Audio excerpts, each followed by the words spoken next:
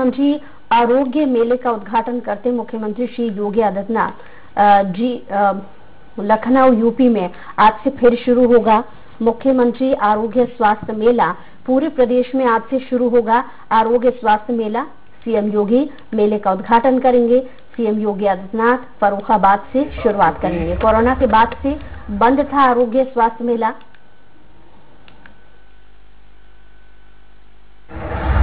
Major Sunil Dutt Dwivedi ji, Shri Nagendra Singh Rathore जी, अमर सिंह जी, सत्यपाल सिंह राठौर जी, अपर मुख्य सचिव चिकित्सा एवं स्वास्थ्य श्री अमित मोहन प्रसाद जी,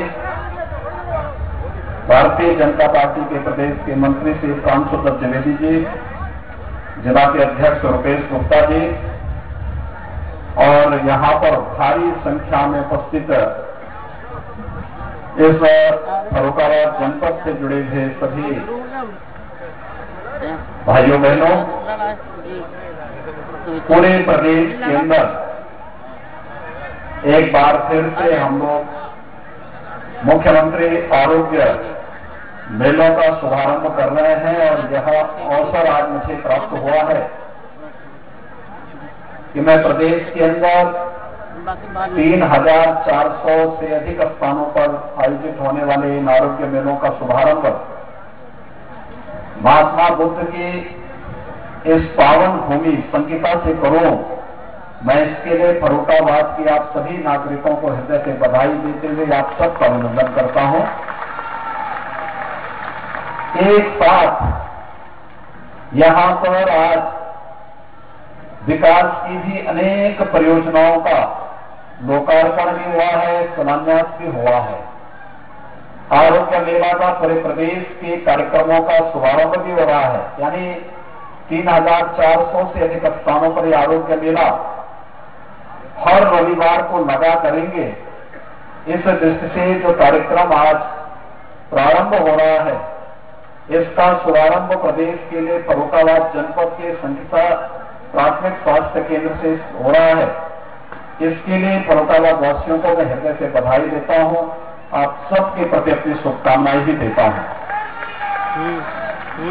भाइयों बहनों, पूरी दुनिया कोरोना से जूझ रही है और पिछले 10 महीनों के दौरान आपने जिस मर्यादा का, जिस अनुशासन का परिचय देकर के कोरोना पर देश की लड़ाई को विजयी बनाने के लिए पूरी प्रतिबद्धता के साथ कार्य किया है, ये अभिनंदनीय रहा है। मैं प्रधानमंत्री मोदी जी का आज के अवसर पर अभिनंदन करता हूं, जिन्होंने घोषणा कर दी है कि 16 जनवरी से कोरोना के वैक्सीन लगेंगे। यानी इस महामारी के उपचार को, इस महामारी से बचाव के लिए पूरी पुख्ता व्यवस्था हो रही है और इसके लिए 16 जनवरी से पहले चरण में चिकित्सकों को और स्वास्थ्य कर्मियों को यह वैक्सीन लगेगा। दूसरे चरण में सुरक्षा और राजस्व से जुड़े हुए कर्मियों को इसके साथ जोड़ा जाएगा। तीसरे चरण में 50 साल की उम्र के लोगों को और विभिन्न प्रकार की बीमारियों से ग्रसित लोगों को और चौथे चरण में से सामान्य लोगों को भी इस वैक्सीन का लाभ प्राप्त हो पाएगा और इसकी घोषणा आज हुई है। मैं इसके लिए प्रधानमंत्री मोदी जी का भी हृदय से अभिनंदन करता हूं कि उनके मार्गदर्शन में देश ने कोरोना के खिलाफ इस लड़ाई को जिस मजबूती से लड़ा, वह दुनिया के अंदर एक मिसाल बना है।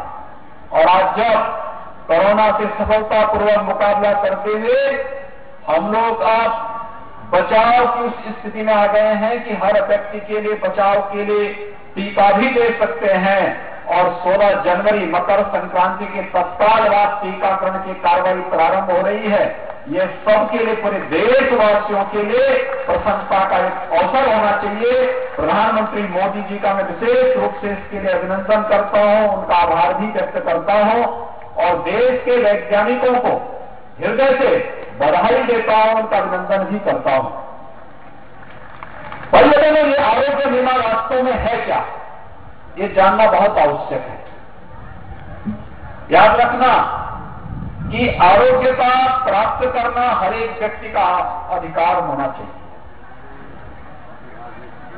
इस धरती पर बिना भेदभाव के शासन की योजनाओं का लाभ हर नागरिक को प्राप्त हो सके, ये शासन की पूरी इच्छा होती है, शासन की प्रतिबद्धता का एक हिस्सा होता है।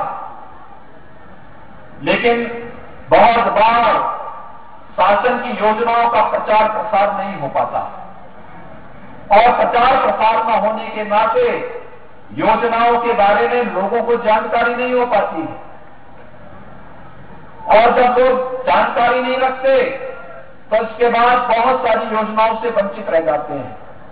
अभी हम लोग आए मंच पर आने के तत्काल बाद मेरे उद्बोधन के पहले उद्घाटन, लोकार्पण और उद्घाटन कार्यक्रम के बाद विभिन्न प्रकार की लाभार्थी परक योजनाओं के जो लाभार्थी हैं उनको मंच पर बुला करके उन्हें उनके सर्टिफिकेट उपलब्ध कराए गए।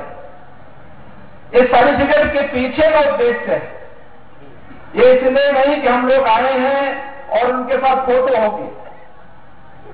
इसके पीछे का उद्देश्य है कि जिन लोगों को मुख्यमंत्री आवास योजना का लाभ मिल रहा है, उस योजना से वह व्यक्ति जो अभी तक छूटा हुआ है, आने वाले समय में वह भी जागरूक हो जाए और वह भी योजनाओं का लाभ प्राप्त कर सके। इस योजना से उसे भी लाभान्वित किया जा सके। आयुष्मान भारत योजना या मुख्यमंत्री जन आरोग्य योजना का लाभ उस पात्र व्यक्ति को प्राप्त हो सके जो किन्हीं कारणों से पिछली सूची में छूट गया था, उसे भी इस योजना का लाभ प्राप्त हो सके। इसी प्रकार से चाहे वह वन डिस्ट्रिक्ट वन प्रोडक्ट की योजना का हो, मुख्यमंत्री स्वरोजगार योजना का हो, प्रधानमंत्री मुद्रा योजना का हो, स्टार्टअप की योजनाओं का हो, इन सभी योजनाओं के पीछे का एक ही हेतु है कि जो व्यक्ति लाभ प्राप्त कर गया उसका नाम सामने आना चाहिए कि लाभार्थी है, और जो व्यक्ति अब तक योजना का लाभ प्राप्त नहीं कर पाया है उसके मन में भी एक इच्छा होनी चाहिए कि मैं भी इस योजना का लाभ प्राप्त कर सकता हूं। और इस दृष्टि से जनप्रतिनिधि के साथ जब उसका संवाद होगा, हमारे सांसद विधायकों के साथ उसका संवाद होगा, तो इनके प्रयास से उस योजना का लाभ उस पात्र व्यक्ति को भी प्राप्त हो पाएगा। और मुख्यमंत्री आरोग्य योजना के पीछे का यही उद्देश्य है। यानी मुख्यमंत्री आरोग्य योजना के मतलब स्वास्थ्य संबंधी, पोषण संबंधी जितनी भी केंद्र और प्रदेश सरकार की योजनाएं हैं, उन योजनाओं को एक स्थान पर लोगों को उपलब्ध करवा करके हर प्राथमिक स्वास्थ्य केंद्र में प्रत्येक सप्ताह वहां पर हम लोगों को इसका लाभ उपलब्ध करवा सकेंगे। आपने देखा होगा प्राथमिक स्वास्थ्य केंद्र में आप जाएंगे, हर एक प्राथमिक स्वास्थ्य केंद्र में ऐसे ही व्यवस्था है। वहां पर डॉक्टर सामान्य बीमारियों के लिए जांच भी करेंगे, दवा भी देंगे, लेकिन साथ साथ आयुष्मान भारत के बारे में भी बताएंगे, उसका कार्ड भी उपलब्ध करवाएंगे। आयुष्मान भारत का कार्ड उपलब्ध कराने के साथ साथ किसी को ट्यूबरक्लोसिस से वो पीड़ित है, टीबी से ग्रसित है, टीबी के उपचार की व्यवस्था भी वहां उसके लिए करेंगे। अगर किसी को अन्य कोई गंभीर बीमारी हो गई है, उसकी व्यवस्था भी वहां, उसके उपचार की व्यवस्था भी वहां पर करनी है। और साथ साथ किसी भी अन्य ऐसी बीमारी के बारे में, जिन बीमारी के बारे में उसे यहाँ पर उपचार नहीं मिल सकता, हायर सेंटर में भेज करके उसके लिए व्यवस्था करनी है, वह भी सुविधा वहां पर उपलब्ध कराने की तैयारी के साथ साथ बच्चों को लगने वाले टीकों के बारे में जानकारी देना और साथ साथ कुपोषण के खिलाफ देश की लड़ाई को मजबूती से आगे बढ़ाने के लिए भी हम इस योजना का लाभ दे सकेंगे। यह एक इसके पीछे का उद्देश्य होता है।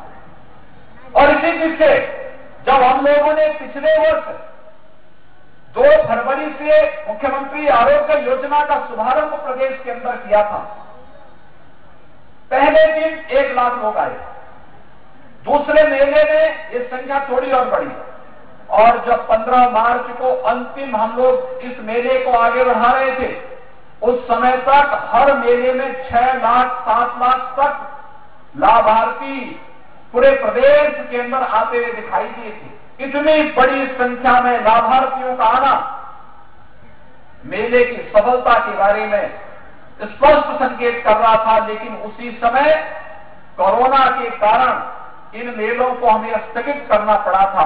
आज जब कोरोना को काफी हद तक नियंत्रित किया जा चुका है और वैक्सीन भी आ गया है, तो अब हम लोगों ने फिर से इन आरोग्य मेलों का प्रारंभ कर दिया है। इसके पीछे स्वास्थ्य संबंधी योजनाओं के बारे में आपको जानकारी देना, पोषण संबंधी योजनाओं की जानकारी देना, गर्भवती महिलाओं को और नवजात शिशुओं को लगने वाले टीकों के बारे में जानकारी देना, कन्या सुमंगला योजना हो, मुख्यमंत्री जन आरोग्य योजना हो, प्रधानमंत्री आयुष्मान भारत की योजना हो, इन सभी योजनाओं का लाभ लाभार्थी को एक ही स्थान पर उपलब्ध करवाने के लिए भी हम कार्य योजना बना सकें। इस कार्य योजना के साथ यह स्वास्थ्य संबंधी आरोग्य मेलों को जगह जगह हर रविवार को हर प्राथमिक स्वास्थ्य केंद्र में पूरे प्रदेश के अंदर इन मेलों का आयोजन हो सकेगा।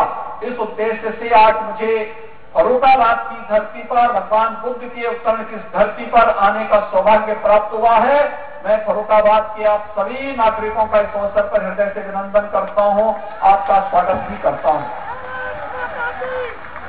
भाइयों बहनों, प्रदेश के अंदर पिछले 3.5 वर्षों के अंदर आपने बदलाव देखा होगा। योजनाओं का लाभ गरीब को मिल रहा है। पिछले 6 वर्षों के दौरान देश के अंदर एक नया परिवर्तन देखने को मिला है। पहले एक परिपाटी बन गई थी। दिल्ली से सरकार अगर पैसा देती थी तो बीच में बिचौलिए और दलाल इतने लग जाते थे, एक गरीब तक, एक किसान तक, एक नौजवान तक, महिलाओं तक उस योजना का लाभ नहीं पहुंच पाता था। और आज तो प्रधानमंत्री मोदी जी ने ऐसी व्यवस्था कर दी है कि अगर दिल्ली से योजना चलेगी तो सीधे लाभार्थी के खाते में पैसा बन करके जाएगा। लाभार्थी को इधर उधर भटकने की आवश्यकता नहीं पड़ेगी। और आज उसी का परिणाम है प्रधानमंत्री आवास योजना में उत्तर प्रदेश के अंदर हम 35 लाख लाभार्थियों को एक आवास उपलब्ध कराने में सफल हुए हैं। अनुमान करिए 35 लाख लोगों को एक आवास मिल जाए। 2 करोड़ 61 लाख लाभार्थियों को शौचालय मिल जाए। मैं भी जब आ रहा था, मैं संगीता बौद्ध स्तूप की तरफ जब जा रहा था, मैं देख रहा था शौचालय बने हुए लोगों के घर के सामने। ये शौचालय केवल शौचालय नहीं है, ये आरोग्यता का भी आधार है और नारी गरिमा का प्रतीक भी है।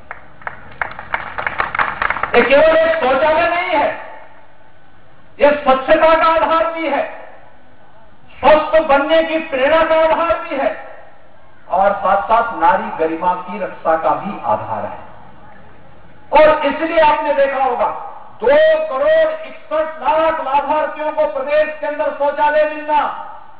और पिछले वर्ष तो प्रधानमंत्री जी ने एक और कार्य किया कि हर ग्राम पंचायत में एक सामुदायिक शौचालय का निर्माण होगा।